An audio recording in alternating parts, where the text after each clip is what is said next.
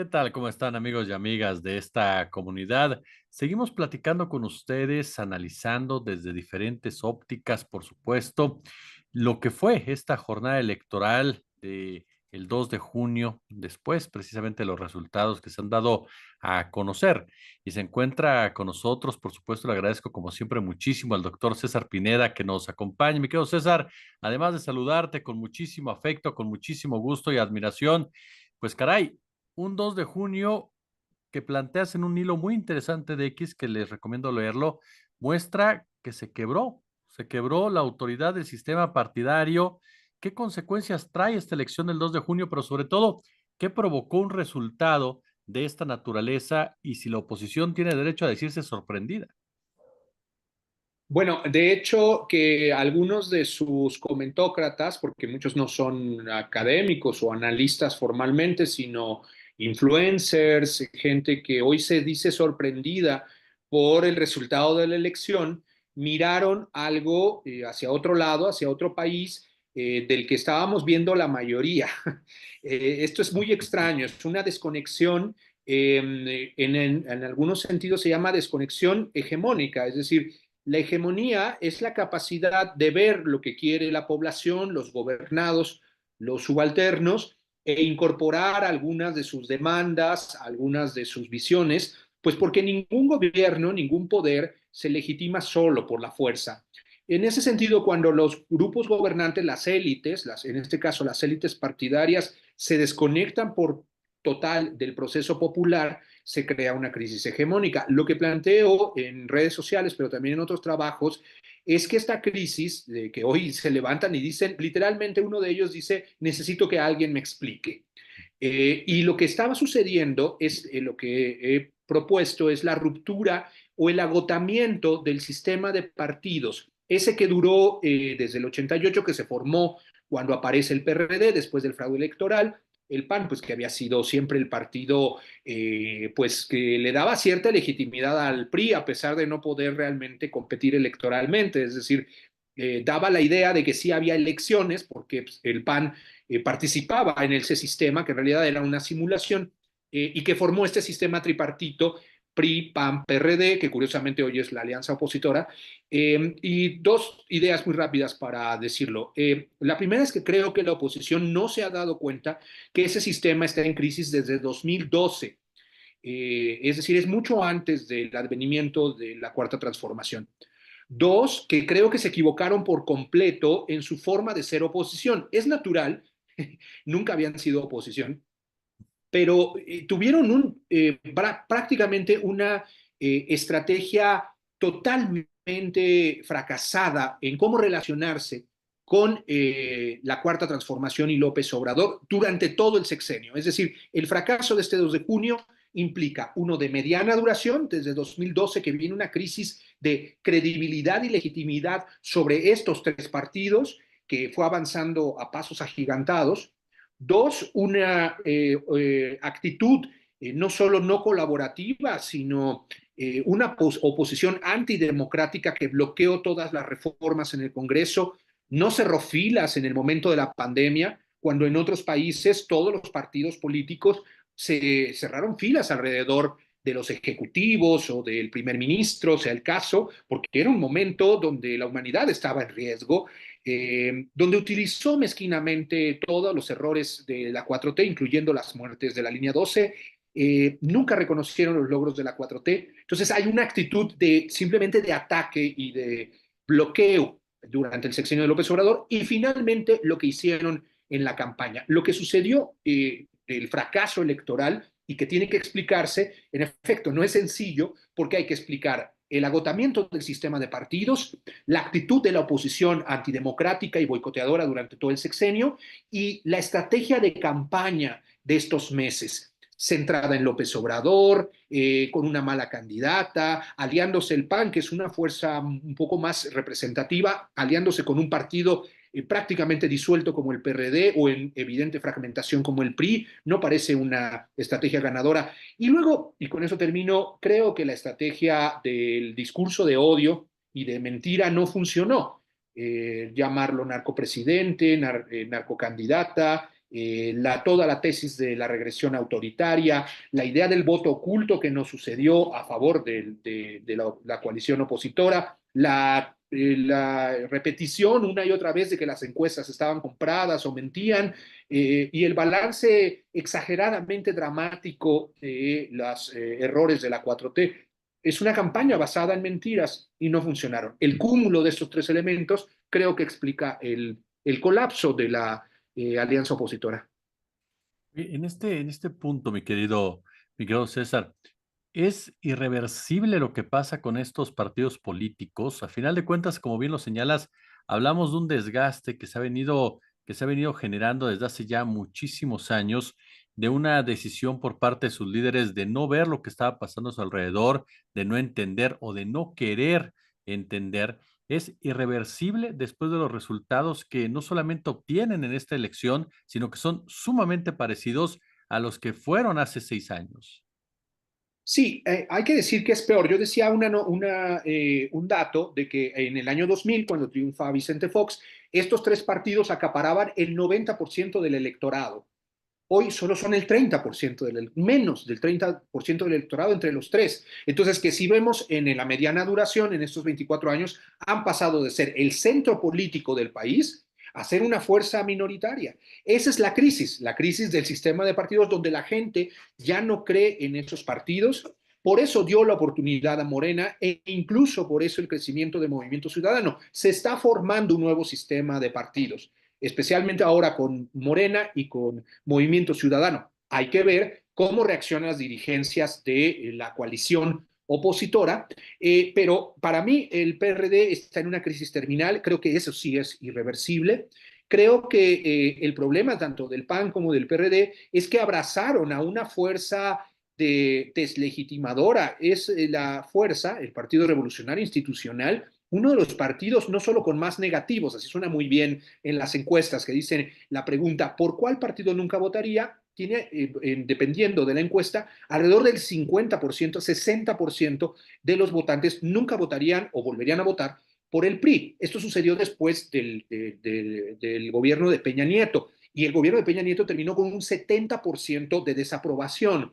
Pero creo que no se alcanza a entender que lo que se produjo durante el sexenio de Peña fue una ruptura completa de la credibilidad y un rechazo que no, insisto, no es como en una democracia normal, en el Bundestag alemán, donde dices, bueno, a veces termina su gestión un partido, vamos hacia el otro, los votantes simplemente muy de manera civilizada, racional, votan por otro partido y por otra coalición. No, lo que sucedió es una crisis total del sistema de partidos, un repudio. No solo fue un voto de castigo lo que sucedió en 2018, es el repudio total a las tres fuerzas que hoy estaban aliadas. Y el Partido Revolucionario Institucional se convirtió, digamos, quien lo abrazara, y lo abrazó el PRD y el Partido de Acción Nacional de manera un poco, pues, incomprensible, porque el Partido de Acción Nacional sí representa una fuerza que es la que mejor resistió esta crisis. En cambio, el Partido Revolucionario Institucional es prácticamente un proceso un ancla que hundió a Acción Nacional. Creo que la derecha representada en el PAN hubiera sobrevivido mucho mejor si hubiera ido sola, como había ido en la mayoría de las elecciones y de la competencia electoral en el pasado, por sí misma representando a sus votantes de derecha. Unirse al PRI creo que la hundió mucho más. Y en ese sentido creo que al menos en el caso del PRI y el PRD son crisis terminales. También, pues hay que decirlo, por la disolución del PRI con enormes segmentos y liderazgos migrando hacia Morena,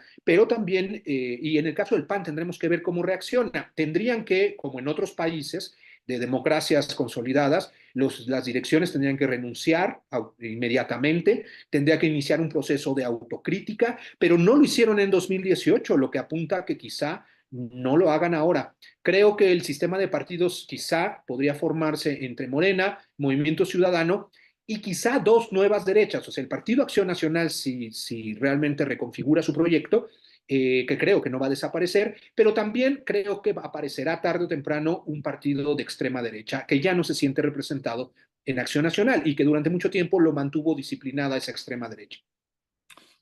¿Quién perjudicó más a quién, querido César?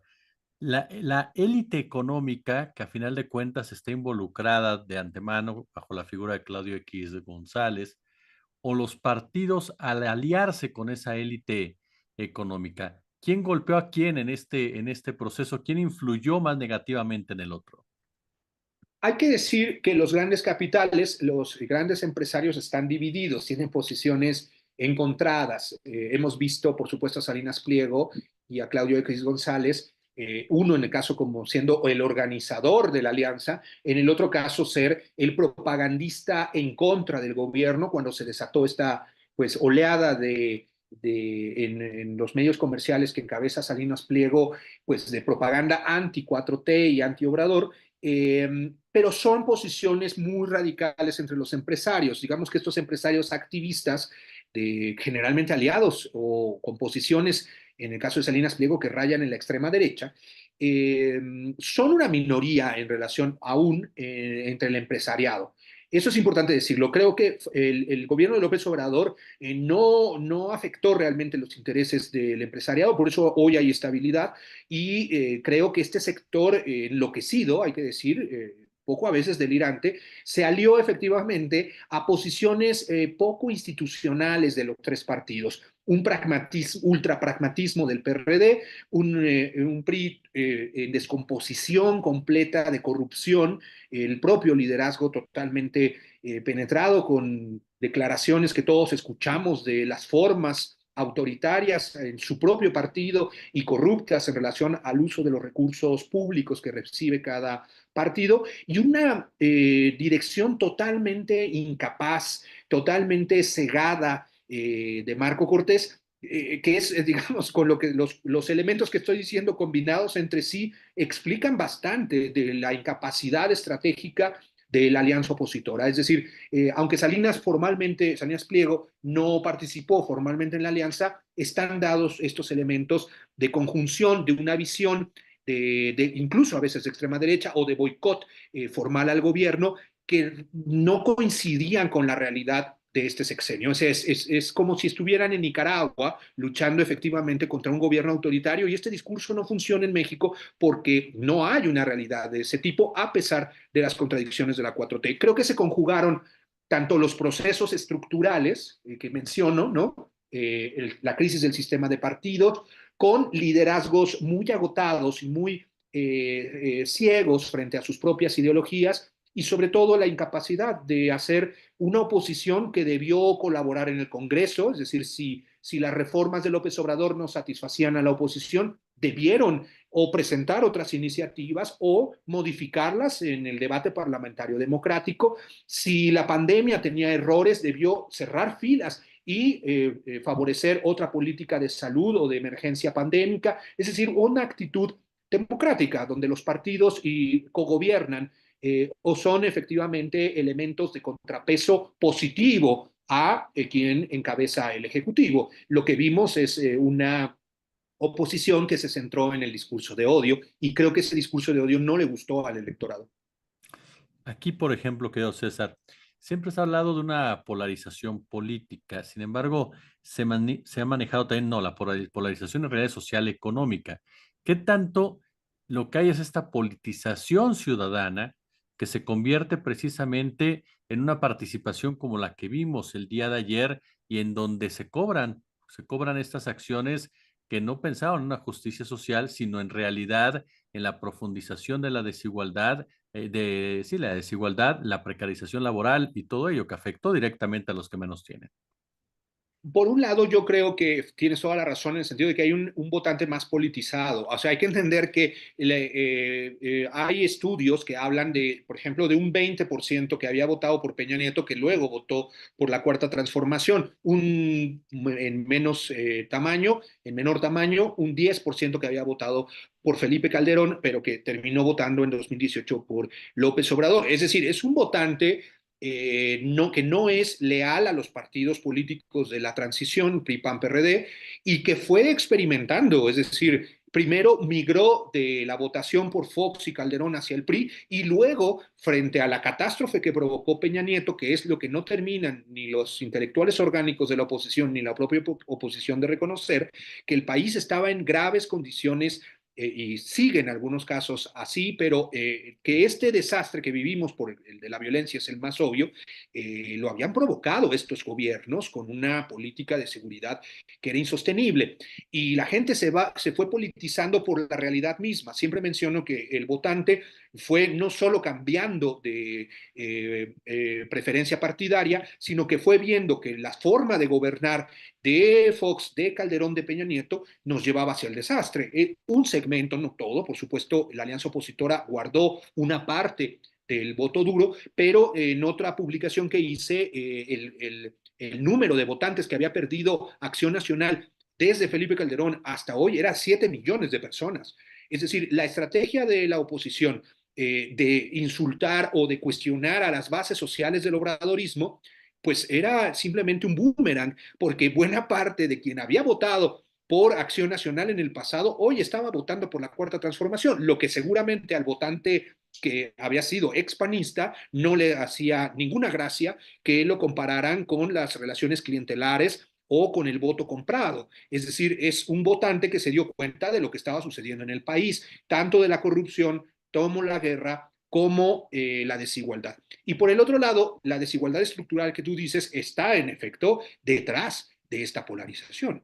Por supuesto que es lo que está en juego y es que un sector mayoritario de la población, más o menos empobrecido, más o menos popular, ha sido atacado por las élites que ahora están representadas en los partidos de lo que fue la alternancia. Los partidos se simbolizaron a las élites, tanto económicas como incluso raciales, por llamarles de algún modo, sabemos que las razas no existen, pero que la blanquitud de la élite, la oligarquía que tiene el poder económico en este país, hay incluso una canción de un rapero que dice, todos los blancos son ricos, pero les llaman mestizos, porque todos vemos cuando entramos incluso en las zonas de enorme riqueza, pues que empieza a cambiar el color de piel. Esto que está oculto, este racismo oculto, esta concentración del poder económico y la representación simbólica de los partidos de la defensa de esos intereses, hizo que la gente estallara en indignación contra los partidos que no solo eran corruptos, no solo habían desatado una guerra, sino que ahora, durante todo el sexenio de López Obrador, se desató un odio hacia los pobres, hacia las clases populares. Fueron 5 años, 6 años, perdón, ya, de insultos, de menosprecio, de clasismo, racismo, misoginia, que fue impresionante ver cómo las élites, muchas veces ancladas también en discursos de los partidos políticos, luchaban ideológicamente a través de sus narrativas raciales y sus narrativas clasistas. Esto es importantísimo. El gobierno de López Obrador, más allá de las contradicciones que tiene en temas de militarización, el Tren Maya, pero significó un empoderamiento de las clases populares. Hemos visto cientos, bueno, al menos yo he visto cientos de videos donde la gente dice que es su gobierno y que siente que es el gobierno de los pobres, el gobierno de las clases populares. Yo creo que cuando se atacó durante 6 años a López Obrador, muchísima parte de la población y los votantes sintieron que se les atacaba a ellos, atacaban a su gobierno, atacaban lo que habían logrado. Creo que fue una estrategia totalmente errada de la oposición atacar la figura de López Obrador, que es la representación de un ejecutivo y de una presidencia de extracto popular. Mencionábamos en alguna plática anterior, querido, el tema precisamente del 2006, el hecho de que en ese momento hubo una gran cantidad de gente que se sintió robada, que se sintió birlada, que se dieron cuenta que les habían quitado la posibilidad de acceder al poder, digámoslo así, con un representante como lo era Andrés Manuel López Obrador. Esa generación del 2006, ese momento del 2006, tiene una repercusión directa precisamente en toda esta discusión de 2018-2024, cuando hablamos precisamente de ese sector de la población que en alguna ocasión López Obrador dijo que lo que había hecho él era calmar al tigre y que el tigre no se salía de control porque había mucho coraje a raíz de ese fraude. López Obrador canalizó la indignación y la furia popular por vía institucional y electoral en dos momentos, en 2006, que sabemos que hizo estas grandes movilizaciones pacíficas, y en 2017 y 2018. Él llamó a la calma en estos dos momentos de ruptura, prácticamente ruptura institucional en Ayotzinapa, en las grandes movilizaciones, que debieron ser 2 o 3 millones de personas movilizadas en todo el país, y el gasolinazo. En el gasolinazo y en Ayotzinapa, curiosamente, aunque referían a otros temas, la aparición de los 43 o el precio de la gasolina, la demanda central que uno puede ver en todos los videos, en todas las imágenes de las manifestaciones, era que Peña renunciara, fuera Peña. Es decir, era un momento preinsurreccional. La gente se estaba, el hartazgo había llegado a tal punto que había miles y miles de personas dispuestas a salir a la calle y protestar espontáneamente para exigir la renuncia de Peña Nieto. Esa furia se tradujo en votos en 2018, pero hay que recordar que entre 2006 y 2018 los votos por López Obrador se duplican. Es un fenómeno que no sucede normalmente. Es decir, tenía entre 14 millones y 15 millones de votos López Obrador, y lo que tuvo en 2018 son otros 15 millones de personas. Entonces, lo que vemos, es lo que no entiende la oposición, es la migración gigantesca de sectores del PRI, del PAN y los jóvenes, que en cada proceso electoral viene una nueva generación de votantes, votando por la Cuarta Transformación o por López Obrador. Ahora se aumenta todavía más, que seguramente serán más votantes que renuncian, que migran del PRI, que migran también del PAN, y también una parte de la población de jóvenes que todas las encuestas decían que favorecían a Claudia Sheinbaum, que construye estos 35 millones. Si uno lo ve en conjunto, es una mayoría gigantesca que se ha ido constituyendo efectivamente en la indignación contra el PRIAN. En 2012 tenemos cifras de solo confiabilidad o de confianza en la democracia del 20% de la población. La gente no estaba creyendo en el sistema democrático porque decía, no está funcionando esta forma de gobernar. Y en cambio, ¿cómo se dispara la confianza en la democracia? En 2018 la gente sintió que esta vez sí se respetó lo que ellos decidieron.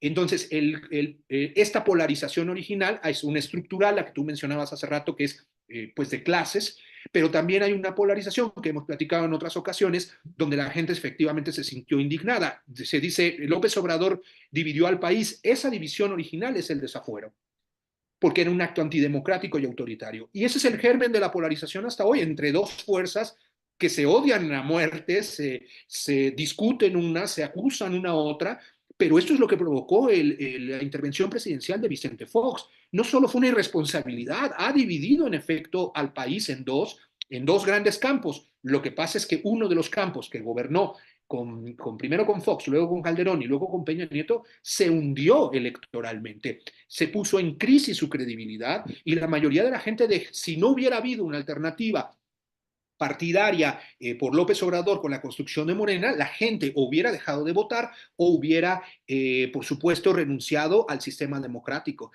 La oposición no alcanza a explicarse este largo proceso de descomposición de su propia credibilidad, fuerza y liderazgo. Mi querido admirado doctor César Pineda, siempre es un verdadero placer escucharte y aprender de ti. Muchas gracias por la invitación. Ahora sí estaba muy emocionado por la elección y por este tipo de interpretaciones que creo que nos hacen falta a todos para poder comprender lo que está pasando en este país.